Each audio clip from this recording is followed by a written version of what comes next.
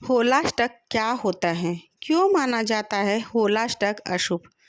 कौन से काम नहीं करने चाहिए? होलाष्टक में जरूर करें ये काम, संवर जाएगा बिगड़ा हुआ भाग्य।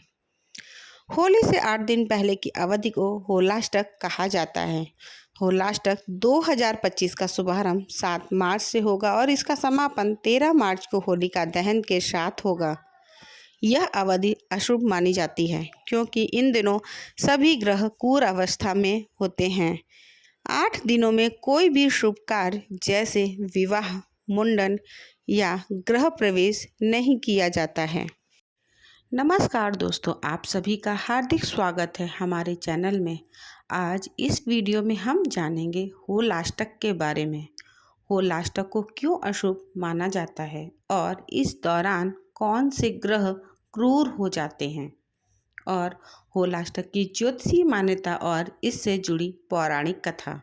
साथ ही जानेंगे होलाष्टक के दौरान क्या करना चाहिए और क्या नहीं। सबसे पहले होलाष्टक 2025 कब से कब तक है? तो इस बार साल 2025 में होलाष्टक 7 मार्च से शुरू हो चुका है और यह 13 मार्च को होलिका दहन के साथ समाप्त होगा। इससे अगले दिन यानी 14 मार्च को रंग वाली होली मनाई जाएगी। होलाष्टक को क्यों मानते हैं अशुभ? आइए सुनते हैं होलाष्टक से जुड़ी कथाएं। होलाष्टक की पहली कथा। होलाष्टक को लेकर शिव पुराण में एक कथा वर्णित की गई है। कथा के अनुसार असुर तारकासुर का वध करने के लिए भगवान शिव और माता पार्वती का विवाह होना जरूरी था, क्योंकि उस असुर का वध शिव पुत्र के हाथ से होना था। लेकिन देवी सती के आत्मदाह के बाद भगवान शिव तपस्या में लीन थे।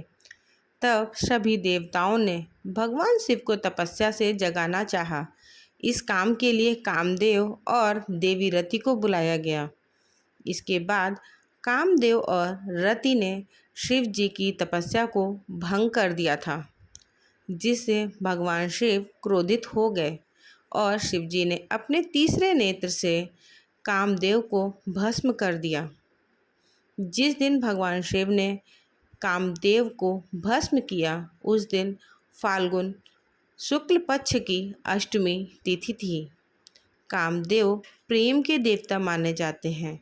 इनके भस्म होने पर संसार में शोक की लहर फैल गई थी। इसके बाद सभी देवताओं ने रति के साथ मिलकर भगवान शिव से क्षमा मांगी। भगवान शिव को मनाने में सभी को 8 दिन का समय लग गया। इसके बाद भगवान शिव ने कामदेव को जीवित होने का आशीर्वाद दिया। इस वजह से इन 8 दिनों को अशुभ माना जाता है। जिस दिन भगवान शिव ने कामदेव को भस्म किया था, वह दिन फाल्गुन शुक्ल अष्टमी थी। तभी से होलाष्टक की प्रथा आरंभ हुई। जब कामदेव की पत्नी शिव जी से उन्हें पुनर्जीवित करने की प्रार्थना करती है, रति की भक्ति को देखकर शिव जी इस दिन कामदेव को दूसरा जन्म में उन्हें फिर से रति मिलन का वचन दे देते हैं। कामदेव बाद में श्री कृष्ण के यहाँ उनके पुत्र प्रद्युम्न रूप में जन्म लेते हैं।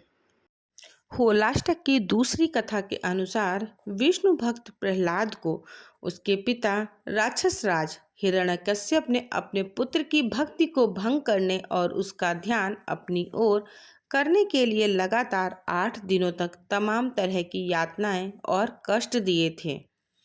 इसलिए कहा जाता है कि होलाष्टक के इन 8 दिनों में किसी भी तरह का कोई शुभ कार्य नहीं करना चाहिए। होलिका दहन के दिन भक्त प्रहलाद बच जाता है और उसकी खुशी में होली का त्योहार मनाया जाता है। होलाष्टक के 8 दिन अलग अलग ग्रह क्रूर अवस्था में रहते हैं। अष्टमी तिथि के दिन चंद्रमा, नवमी तिथि के दिन सूर्य देव, दशमी तिथि के दिन शनि महाराज, एकादशी तिथि के दिन शुक्र देव, द्वादशी तिथि के दिन देव गुरु बृहस्पति, त्रयोदशी तिथि के दिन बुध, चतुर्दशी तिथि पर मंगल और पूर्णिमा पर राहु क्रूर हो जाते हैं। इन 8 दिनों में कोई भी नई वस्तु की खरीदारी भी नहीं की जाती है। होलाष्टक में क्या करना चाहिए और क्या नहीं? होलाष्टक में ग्रहों के अशुभ प्रभाव को कम करने के लिए पूजा पाठ अधिक से अधिक करना चाहिए। ऐसी मान्यता है कि होलाष्टक के दौरान भगवान विष्णु, नरसिंह भगवान और हनुमान जी की विशेष पूजा अर्चना करनी चाहिए। इसके अलावा इन 8 दिनों तक महामृत्युंजय मंत्र का जप भी करना चाहिए। साथ ही होलाष्टक के दौरान शादी, मुंडन, गृह प्रवेश जैसे शुभ कार्यों को नहीं करना चाहिए। इस दौरान कोई भी दुकान, प्लॉट आदि संपत्ति की खरीदारी नहीं करनी चाहिए। होलाष्टक में क्या करना चाहिए और क्या नहीं? होलाष्टक के दौरान ना करें ये काम। नंबर 1, इस दौरान शादी, विवाह, भूमि पूजन, गृह प्रवेश या कोई नया बिजनेस खोलना वर्जित माना जाता है। नंबर 2, शास्त्रों के अनुसार होलाष्टक शुरू होने के साथ 16 संस्कार जैसे नामकरण संस्कार, जनेऊ संस्कार, गृह प्रवेश, विवाह संस्कार जैसे शुभ कार्यों पर भी रोक लग जाती है। नंबर 3, किसी भी प्रकार का हवन, यज्ञ, कर्म भी इन दिनों नहीं किया जाता है। नंबर 4, इसके अलावा नवविवाहितों को इन दिनों मायके में रहने की सलाह दी जाती है। होलाष्टक का महत्व। होली के 8 दिन पहले से होलाष्टक मनाया जाता है। इसकी शुरुआत होली के 8 दिन पहले से हो जाती है। इस काल का विशेष महत्व है। इसी में होली की तैयारियां शुरू हो जाती है। होलाष्टक के विषय में कई धार्मिक मान्यताएं हैं। ऐसी मान्यता है कि होलाष्टक की शुरुआत वाले दिन ही शिव जी ने कामदेव को भस्म कर दिया था। इस काल में हर दिन अलग अलग ग्रह उग्र रूप में होते हैं, इसलिए होलाष्टक में शुभ कार्य नहीं करते हैं, लेकिन जन्म और मृत्यु के बाद किए जाने वाले कार्य इसमें किए जा सकते हैं। होलाष्टक का वैज्ञानिक आधार। होलाष्टक के दौरान मौसम के परिवर्तन के कारण मन अशांत, उदास और चंचल रहता है। इस दौरान मन से किए हुए कार्यों के परिणाम शुभ नहीं होते हैं। इसलिए जैसे ही होलाष्टक समाप्त होता है, रंग खेलकर हम आनंद में डूबने का प्रयास करते हैं। होलाष्टक में जरूर करें ये 5 शुभ काम। नंबर 1, होलाष्टक के 8 दिनों को साधना और पूजा पाठ के लिए श्रेष्ठ माना जाता है।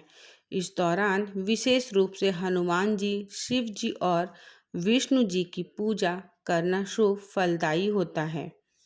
तंत्र मंत्र साधक इस समय विशेष अनुष्ठान करते हैं।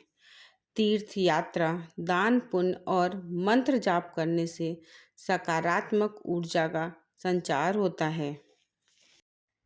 नंबर 2, शिवलिंग पर जल और दूध चढ़ाएं। शिवलिंग पर चंदन का लेप लगाएं।